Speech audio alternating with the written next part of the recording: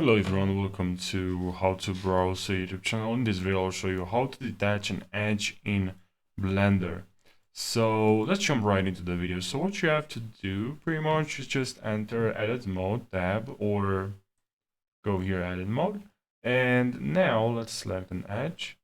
If you want to detach an edge, just press V and now we detach an edge.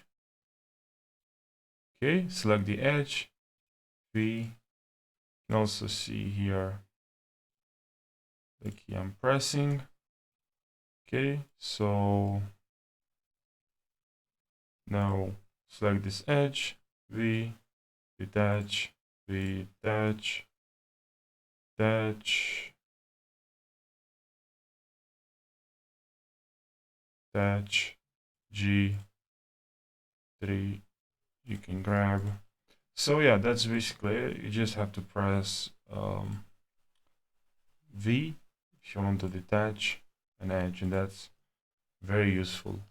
Thank you guys for watching this video, and if you have any questions for the next video, let me know in the comments section. Thank you.